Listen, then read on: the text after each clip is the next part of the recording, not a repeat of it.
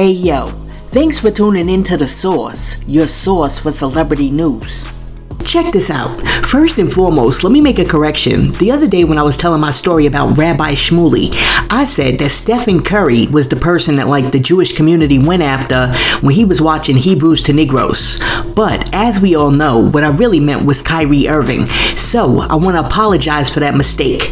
You gotta understand, I don't use a script. So that right there was a classic example of my mouth moving faster than my brain. But if you rock with the channel, you know that I like to keep it real. So whenever I make mistakes like that, please feel free to jump in the comment section and correct me so that I can jump back online and correct my mistake as soon as possible.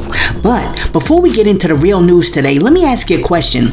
If the groom shows up to the wedding this drunk, should the vows count?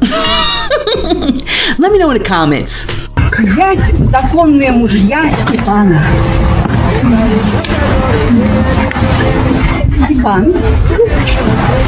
Степан согласен идти. Я законные жены. Здрасте, актер. My girl is like, stand him up there. He's fine. Let's get on with the ceremony. I don't know. I don't think that the priest should have went through with that ceremony. Now, check this out. The other day we reported to you about the young black male teacher who had the young black female students in his class doing his hair. Well, we've got an update and it looks like that teacher has been removed from the classroom. Check this out. Mixed all the controversy that has come from this video that I posted, I wanted to come on here and read some of the messages that my students are sending me during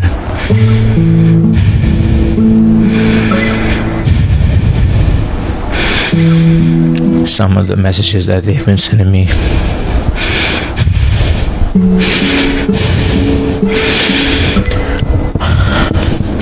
During this time.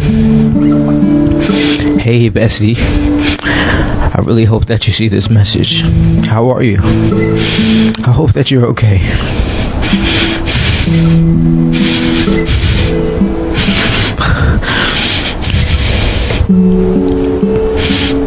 Our class misses you so much, and we really want you to know that we love you and we miss you so much and can't wait for you to come back.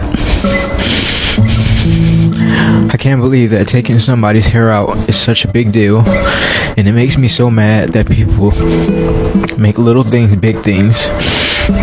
I want you to know that the class and others got your back, and we will always stand behind you and up for you no matter what happens. We got you.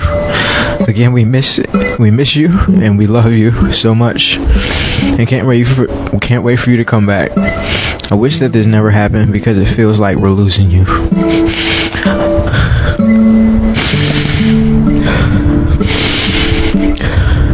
Come back soon. Don't be gone too long, because if you're not back by Monday, I know something's up. But anyways, I also made sure that the classroom was clean before we left. Love you, missed you. Love you, miss you. See you later. Hi, Mr. White. We've been seeing all this stuff going on, and so has your other former students, and I just want you to know that we're standing with you. I'm literally in my junior year of high school right now, and seeing all this, you were my and many others' favorite teacher.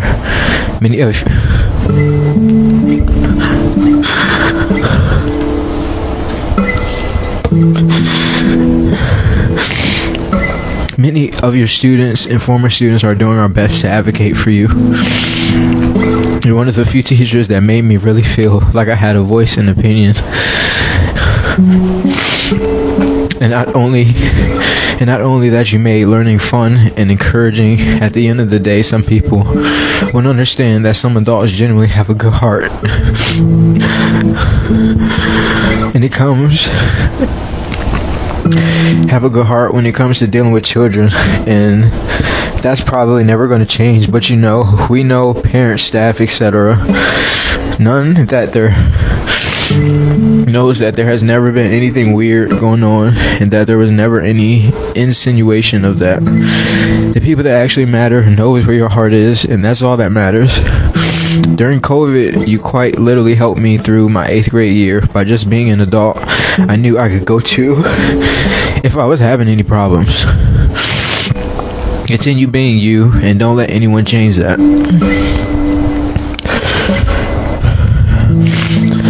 For the GOAT. What's up, Mr. White?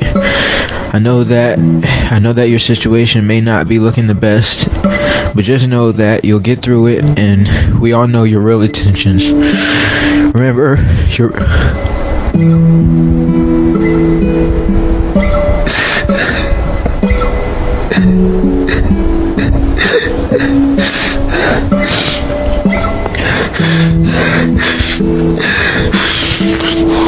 Remember your Bruce Lee quote.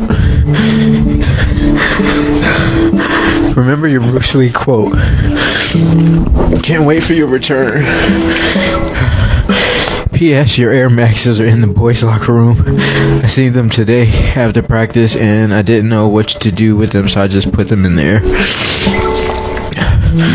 My Bruce Lee quote is, if you have an emotional reaction to anything someone says or does to you, means that person can control you, and you should not be controlled by anyone.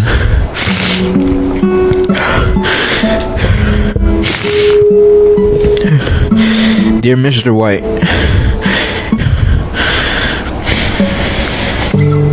Dear Mr. White, we hope that you're doing well during these tough times. We hope that you're doing well during these tough times.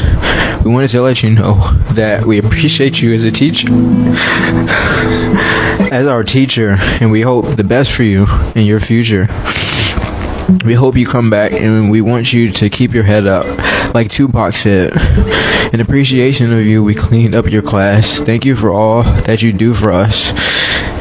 Don't listen to those haters. We love you, Mr. White. Lock in before we tweak out.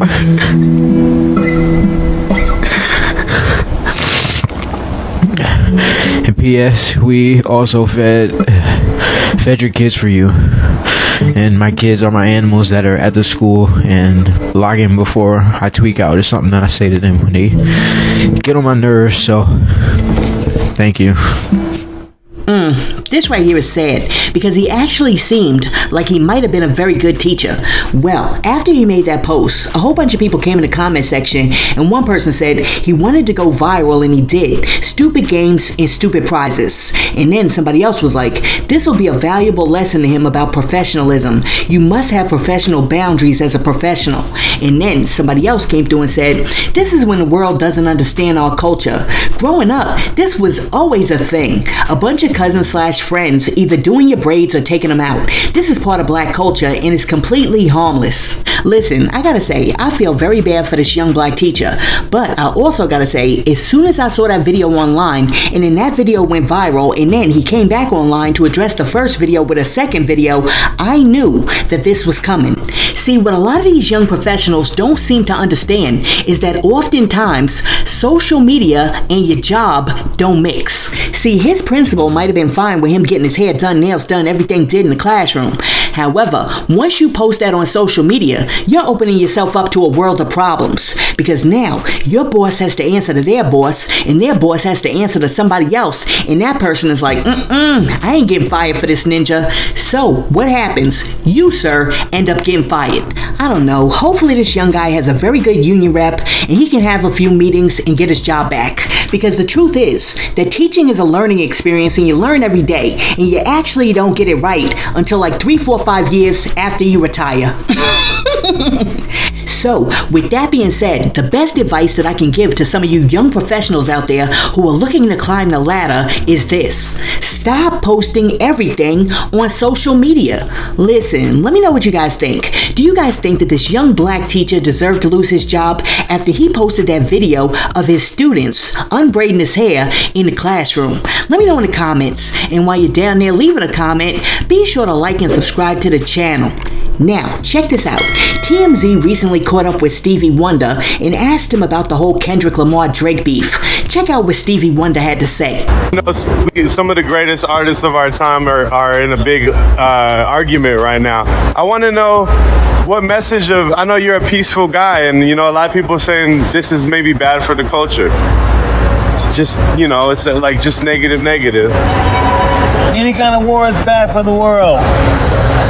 Any kind of war. I mean, and you know, Drake is talented, and Kendrick is like, you know, he's a cultural icon, you know. So it's kind of hard to see these guys. Does it give you any bad feelings seeing these two guys, you know, in this position? I have no bad feelings.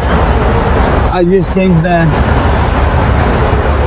the world needs to focus on what's going on, because those things are just distractions. Oh wow! You think it takes people's eyes off of you know, what really matters then? What's going on in the world right now?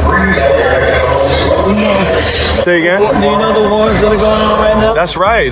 Real wars, not you know stuff. The homelessness that's going on right now? That's right, sir. That's right. There you go. That's right. TMZ, can't you see it? Hey, we love you, man. We love Yo, did Stevie just say TMZ, can't you see? Oh my goodness, you gotta love Stevie. Anyhow, Stevie Wonder might be right, because I think that the people in Miami Beach, Florida may have been so distracted by the Drake/Kendrick Lamar beef that they missed the fact that the police department spent some of their tax dollars buying a RollsRoyce police cruiser. Can y'all please check out this car? Hey, yo, God, this is crazy.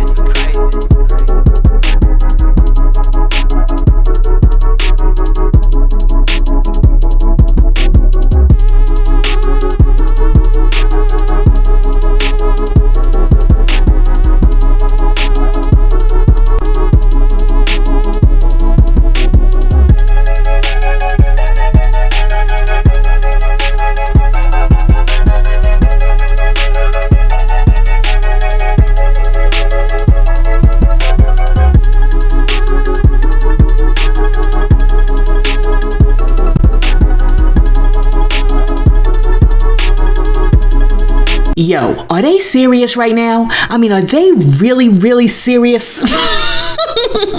I mean, the police commissioner in Miami must be like up in his office smoking crack if he thought this was a good idea, because this is not what our tax dollars are supposed to be being used for. When we made the social contract, we agreed to the police having like a little Ford Focus or a Ford Escape. We didn't agree to no Rolls Royces and Maybachs. I don't go to work every day and pay taxes so that you could buy a Rolls Royce that you then use to pull me over when I'm driving around in my little Toyota Corolla.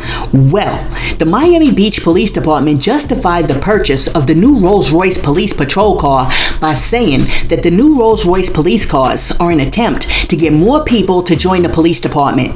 Listen, if you have to use a Rolls-Royce to entice people to join the police department, then those are the types of people that I don't want in the police department. Listen, let me know what you think about the Miami Police Department rolling out the new Rolls. Do you think that it's a good idea? And also, is that where you want your tax dollars going? Let me know in the comments. Source, as I tell the next story, can you please show the pictures of the people while I'm talking? Alright, so as you know, the Met Gala was a few days ago, and now people are weighing in on everybody's outfits. Thus far, people are giving Zendaya, Mona Patel, Cardi B, and Nicki Minaj mad props. But they're saying that Kim Kardashian really needs Kanye back, and Serena Williams really needs to fire her stylist. Let me know what you think in the comments. Who rocked the runway and who didn't? Now, peep this. Russell Simmons has unrolled his special yoga mat and sat down on it once again to speak to you about the Kendrick Lamar vs. Drake beef and also to discuss the P. Diddy situation. Check this out. And there's always been a rap beef, but never so much excitement. And again, I know it's like pro wrestling, as Rick Rubin used to say. And it's okay to have these, I guess it's okay to have these skirmishes. I remember saving lives. I mean, I would get in the middle of people who were going to kill each other. Many, many times I saved the lives of rappers or saved them from clashing in ways that were not just verbal. And I see now one thing leads to another. Call this guy a white boy or a pedophile. Call this guy, you know, even saying, oh, look, I raised my children properly. That's my focus. I'm a real man because I do the following. Shit, I can't feel good if you're not quite the same man he is. Every little punchline is hurtful. And they lead to more hurtful punchlines and to gunplay. How many people have died in hip-hop for over rap beat or drill music? This idea of using our poetry to tear each other down is the lead thing on Instagram. More important than anything else. More important than the destruction of the environment. More important than anything. The possible world war. More important than anything. People say, oh, I just need entertainment. That way I don't go crazy from all the real world stuff. And I get it. But what kind of entertainment are we consuming? Is any of it really uplifting or helping us to be better or happier? Do we feel better when people are down so we can feel up? We have to look inside ourselves and try to look up and be excited about our brother's rise, not his fall. So when you tear someone down, or when you watch someone tear someone down, try not to get so excited. I know it's fun to watch to some people. If I had a nickel for every nasty meme sent to me by people whose lives were enhanced and built by Sean Combs, it's like, it seems a bit hypocritical since the only reason you have a life is you worked for him, or he gave you a job and or lifted you up somehow. Watching our brothers fall is hurtful. Having everybody get together and laugh at our brothers fall, or supporting the tearing down of our brothers, it's tough. They may think it's, entertaining. Some of the memes are funny, right? But we have to look up, train our mind to see the good in things and not the negative. It's a quick spark. It's a quick spark. Oh, that's interesting, or that's funny, and then our gut hurts. You ever be around someone who's gossiping and they say, guess what happened to so-and-so? The first thing you say is, what? And then they tell you the story and you guys think about it and maybe laugh about it. And then the next time they say, and guess what else happened? And you say, what? And then you're like, drained. You feel sad. You feel sick. You feel depressed even because you have participated in so much negative talk that now you feel negative. This is why we go to church or to kirtan and sing to Krishna or to God or to talk to the rabbis, the reverends, and the imams, so we can lift ourselves up. And if we can have uplifting dialogue amongst each other, more often than not, we will feel better, be happier, live longer, and be part of a different cycle, one that spins us up rather than tears us down. That's it. I'm going to just share that. It's nothing too new. I was just meditating with a bunch of people and I said, life is like a movie. Just watch in amazement, get popcorn, be present and watch. The doer gets his instruction from God. So just try to get God's instruction. He will not tell you to do this dumb shit. He'll tell you to do something else.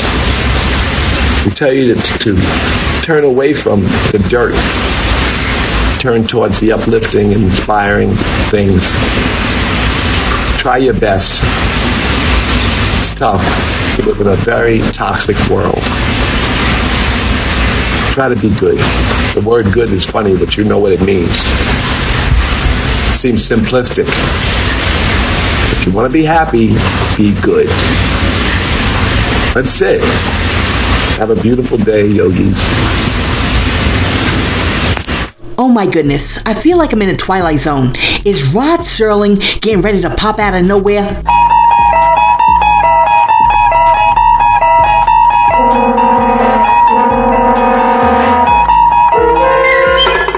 You're traveling through another dimension. A dimension not only of sight and sound, but of mind. A journey into a wondrous land whose boundaries are that of imagination. Your next stop, the Twilight Zone.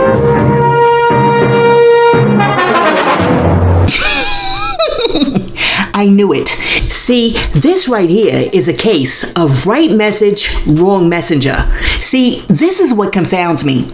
Russell Simmons and people like Russell Simmons keep acting like we're the ones that are tearing down dudes like him, R. Kelly, and P. Diddy. No, these dudes tore themselves down when they essayed women. And I'm sick and tired of these dudes who abused everybody and their mothers trying to make it seem like we're the ones with the problems. See, holding somebody accountable for the crimes that they committed is not the same as trying to tear somebody down. I don't know whether these dudes are suffering from a bad case of cognitive dissonance or if they really believe that abusing women is not a crime. Because this dude right here admitted to pulling out his hot dog in the workplace and sexually harassing mad women, in addition to the fact that he fled to Bali after allegedly essaying over 10 women in order to evade being held accountable for his actions, and now he wants to sit over there on his high horse, or should I say on his yoga mat, and tell us how to be godly. What Russell Simmons is doing right now is called gaslighting. And for all of you who don't know, gaslighting is the practice of psychologically manipulating someone into questioning their own sanity, memory, or powers of reasoning. Because when it comes to P. Diddy, the last time I checked, Cassie was the victim and not P. Diddy. Now, while I will admit that we shouldn't rejoice in or celebrate anyone's downfall or fall from grace, I don't appreciate these guys still trying to play the victim card when the real victims are the people that they have allegedly abused, used, and assaulted over the years. The problem here is that all of these guys didn't expect for the chickens to come home to roost. And now that the chickens done come home and they're roosting, these dudes don't want to have to pay the piper. And you know what I've noticed? All of these millionaires and billionaires that have recently been accused of SA all seem to have one thing in common. They all suffer from what I call R. Kellyitis. And that means that they all think they're the victims and they all think that the world is doing something to them. Source, can we please see some of the symptoms of R. Kellyitis? See how that works? What he did has now somehow turned into us doing something to him. Listen, let me know in the comments. Is Russell Simmons right? Are we trying to bring people like P. Diddy down?